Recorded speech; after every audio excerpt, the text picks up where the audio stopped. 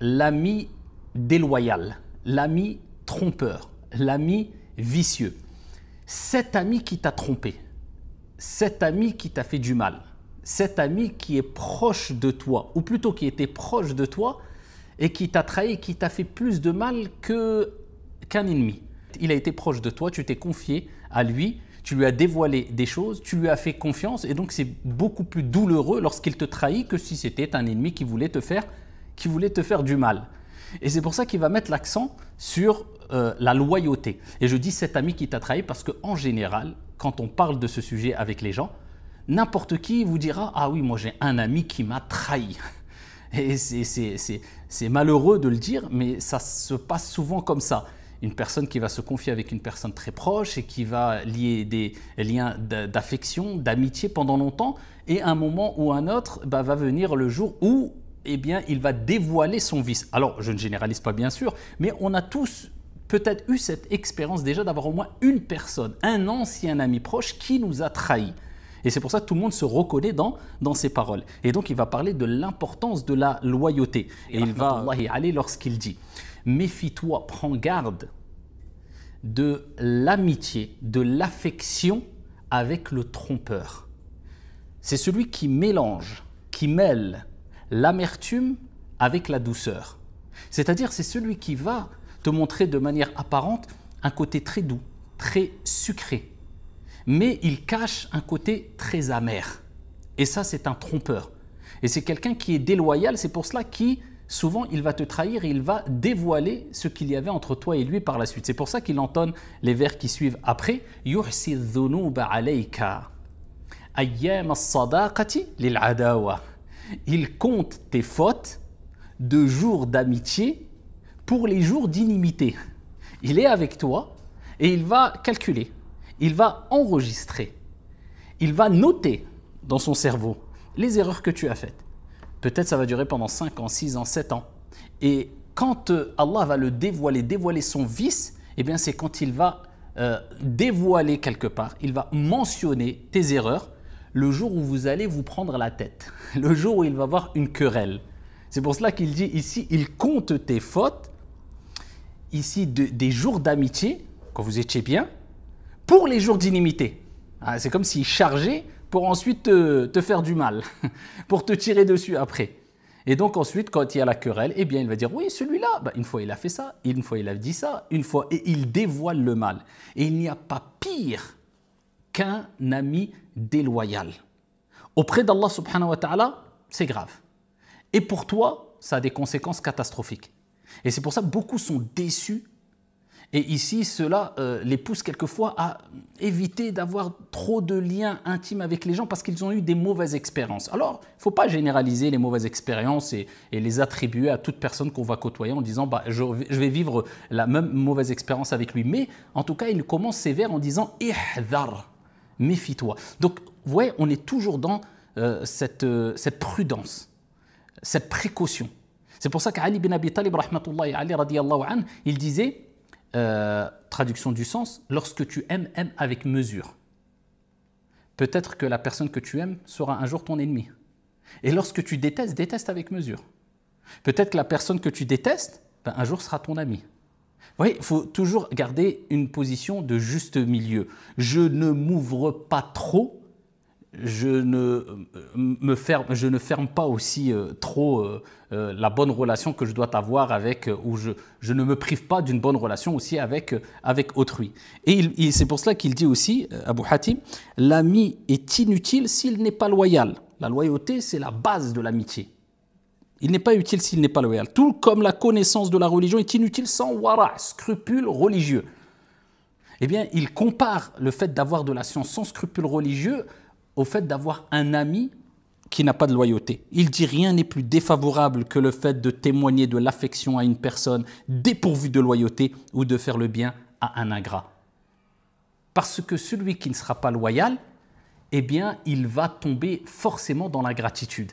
Et le fait de voir des gens ou d'avoir des gens qui ont des comportements ingrats envers vous, eh bien, ça nous habitue aussi à se détacher de la satisfaction des gens et de chercher toujours la satisfaction de notre Seigneur Tabaraka wa Ta'ala. Alors ça ne veut pas dire que les gens ne doivent pas être reconnaissants abadan. Celui qui n'est pas reconnaissant envers les gens n'est pas reconnaissant envers Allah subhanahu wa ta'ala. Mais toi, ne cherche pas et n'attends pas la reconnaissance des gens, tu seras trop déçu. Donc toujours cette relation de prudence avec les gens, sans rentrer dans le wasawis, dans la parano, mais sache qu'il y aura des gens qui vont te trahir, ainsi va la vie, soit parmi les gens à qui on cause du tort, c'est mieux pour toi que d'être parmi ceux qui causent du tort à autrui.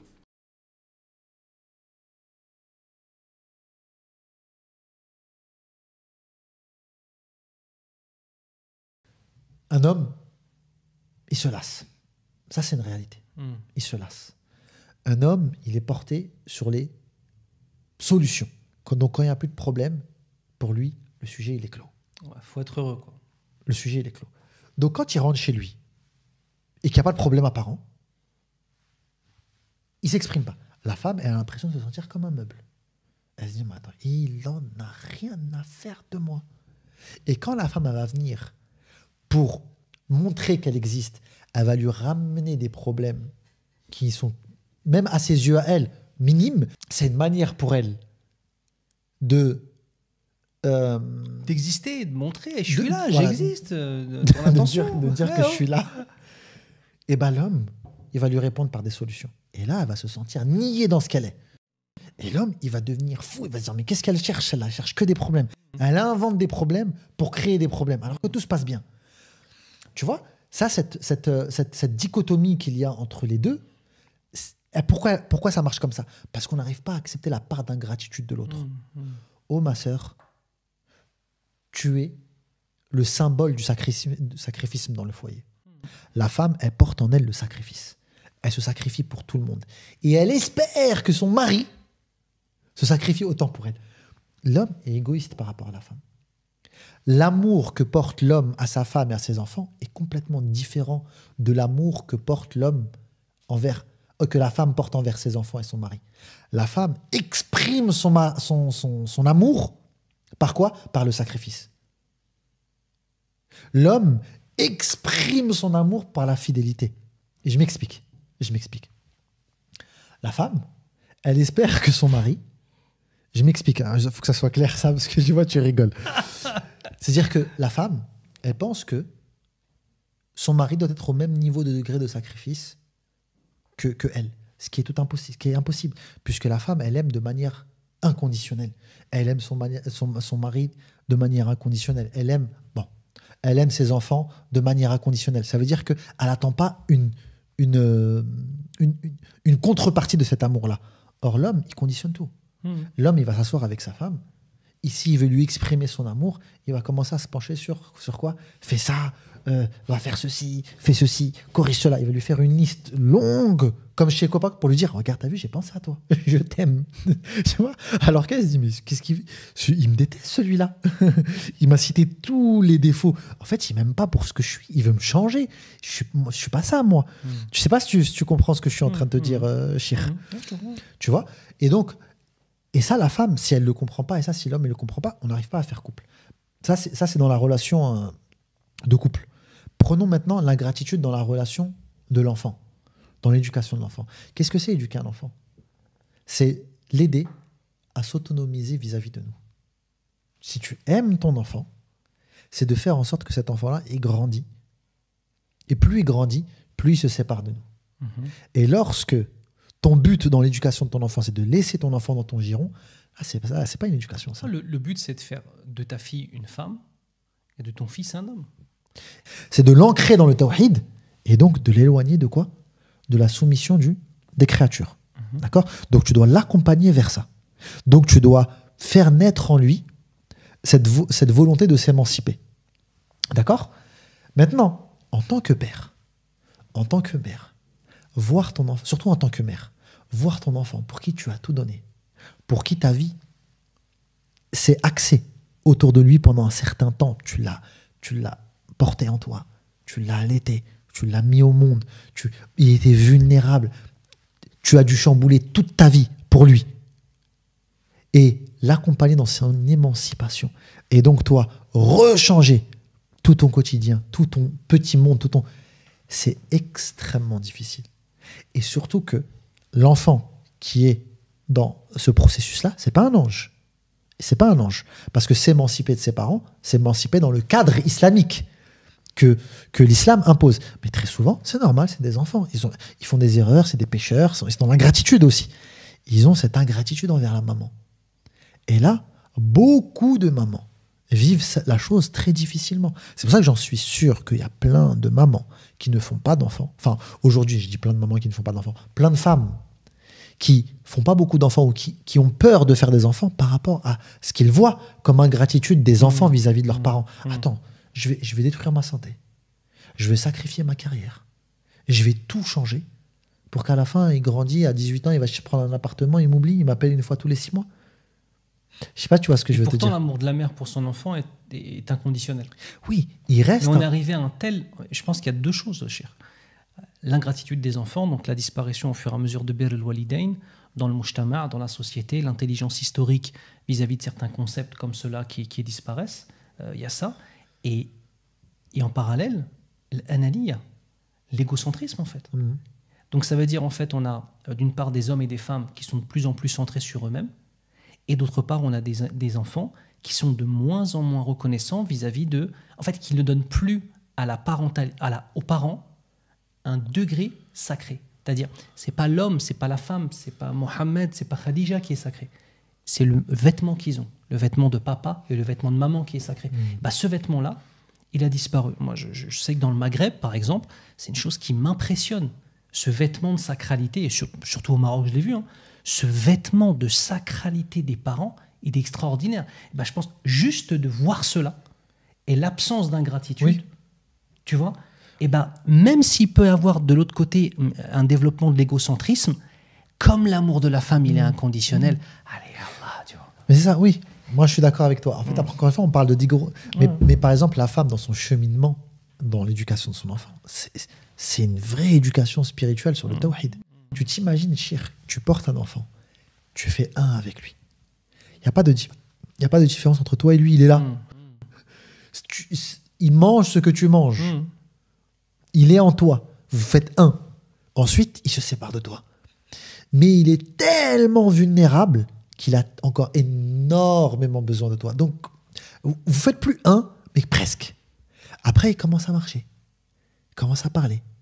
Mais il s'émancipe. Mais c'est encore tellement léger que finalement... C'est pour ça que c'est difficile pour les femmes de donner cette notion de liberté à leurs enfants et de comprendre que sa fille, ça devient une femme et son fils, surtout le fils, son fils, ça devient un homme. Parce que ça demande à apprendre à dealer avec l'ingratitude. Parce qu'il va se séparer de toi, il va commencer à t'oublier. Il va t'appeler une fois tous les... Mais attends, j'ai donné ma vie pour lui. J'ai sacrifié ma santé, mon corps. Mais en fait, finalement, le véritable but d'avoir un enfant, c'était de créer un homme et de créer une femme. C'était pas de créer un fils et créer une fille.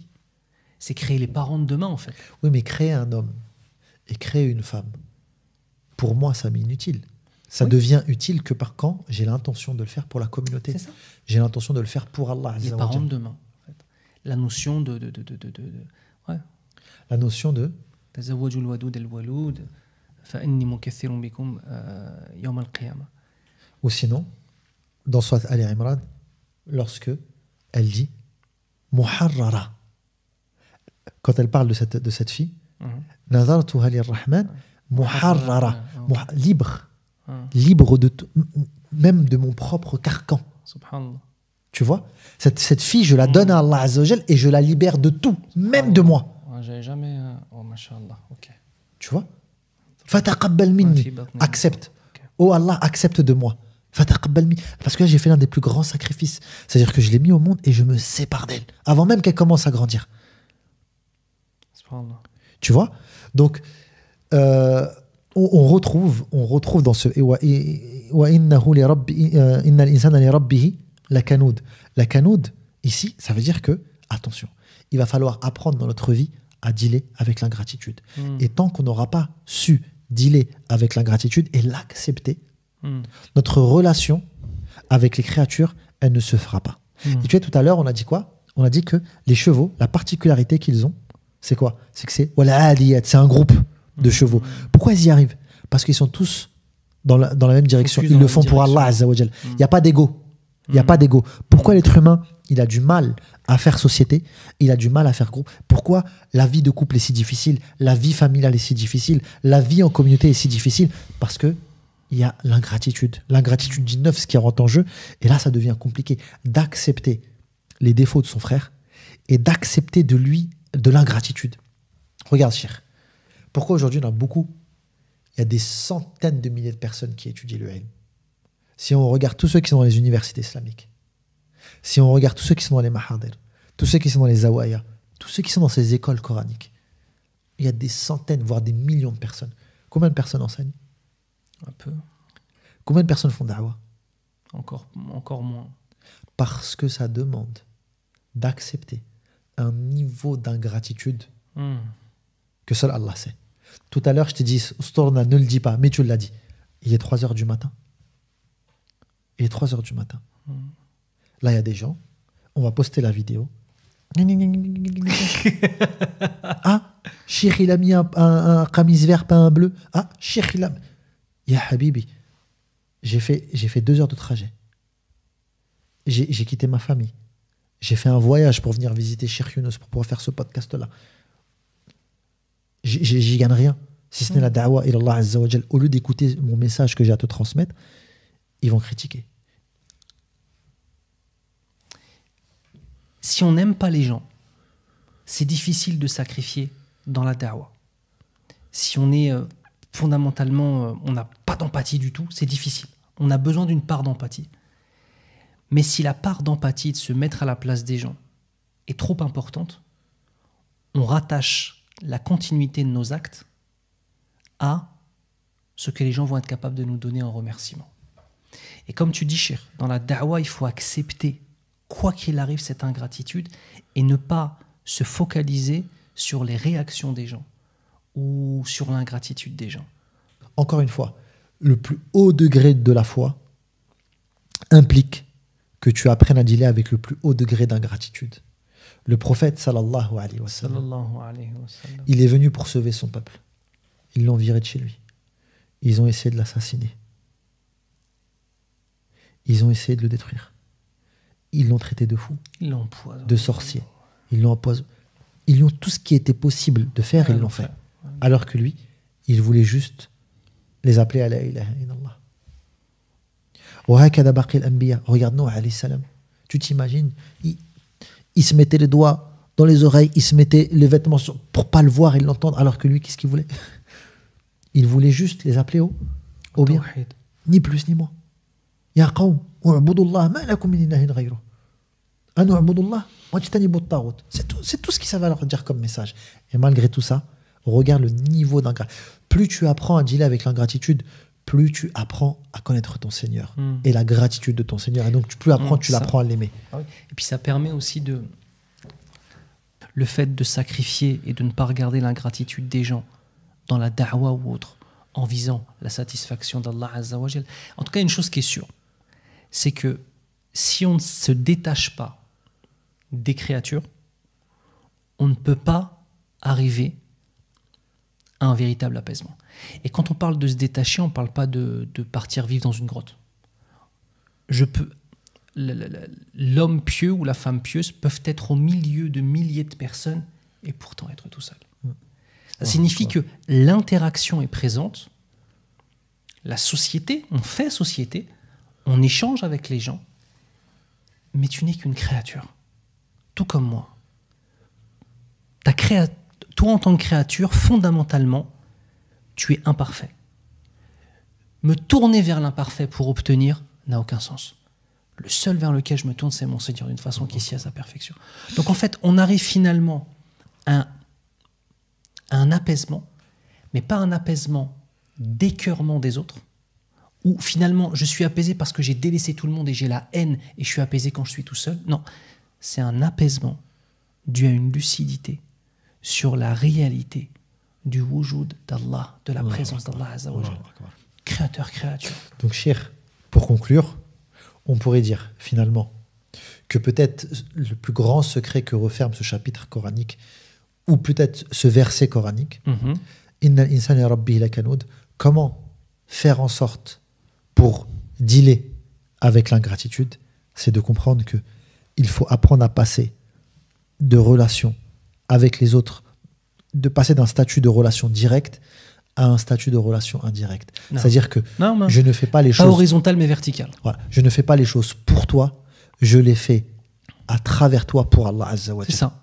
Non. Ça veut dire, ô ma femme, ce que je fais pour toi, c'est indépendamment de toi. Oui, c'est à travers toi, c'est en partie pour toi, mais principalement, je le fais pour Allah Azza wa Jal. Et Allah Tabaraka wa Ta'ala me demande et m'ordonne d'être comme ça avec toi. C'est-à-dire que mon amour pour toi, il devient pour Allah Azza wa Jal. Et donc, je ne vais pas conditionner ce que je fais par rapport à ton comportement, mais par rapport à ce que Allah Azza wa Jal me demande. C'est-à-dire que si ta preuve d'ingratitude ne m'amènera pas à... Et là, quand l'amour de la personne qu'on a en face de nous ne lui est pas destiné directement, mais il est destiné à son Seigneur, cet amour, il porte une part de perfection. Parce que c'est un amour qui est dirigé vers le parfait. L'ingratitude n'existe qu'entre les créatures. Et des créatures vers le Créateur. Mais quand je vise le Créateur, c'est moi qui suis ingrat, c'est pas lui. En fait, je le sais. Et tu vois, il y a une autre notion, Chir. Par exemple, restons toujours dans le couple. Je me dispute avec ma femme. Ou je me dispute avec mon mari. Dans cette dispute-là, je vais me rabaisser. Je vais m'humilier. Mais j'ai la certitude qu'en m'humiliant pour Allah Azza wa Jal, Allah il va m'élever. J'ai la certitude qu'en respectant les droits d'Allah Azza wa Jal, qui m'a imposé vis-à-vis de toi, Allah Azza wa Jal, il va te changer et j'ai cette certitude-là. Tu vois pourquoi? Wala in shakartum la azidannakum. C'est-à-dire que ton comportement est exécrable. Tu ne mérites pas ce que je vais faire. Mais je vais le faire pour Allah parce que en définitif, je suis sûr et certain qu'il te changera. Parce que les cœurs, ils sont entre Asabi ar-Rahman, ils sont entre les doigts du miséricordieux. Tu vois cette notion-là? Et dès qu'on arrivera à changer tous nos rapports sous cet angle-là, à ce moment-là, l'ingratitude de l'humain, elle ne peut plus atteindre. Elle ne nous atteindra plus. Oui, bah oui, parce que, enfin, on va l'observer, on va la noter, on va la voir, mais ce sera dans une optique de il faut que tu changes. Ce sera mieux pour toi, en fait. Tu vois ce que je veux dire? Voilà. J'enseigne, et ce, indépendamment du rapport que les élèves ont de mon enseignement. Parce qu'encore une fois, j'enseigne pour les élever auprès d'Allah Azza wa Jal, et Allah Tabaraka wa Ta'ala, par miséricorde, faudra que dans ces élèves-là, il y en a un qui héritera mon savoir et qui le transmettra et qui deviendra une sadaqa jariya pour moi. Parce que j'ai été sincère dans mon enseignement.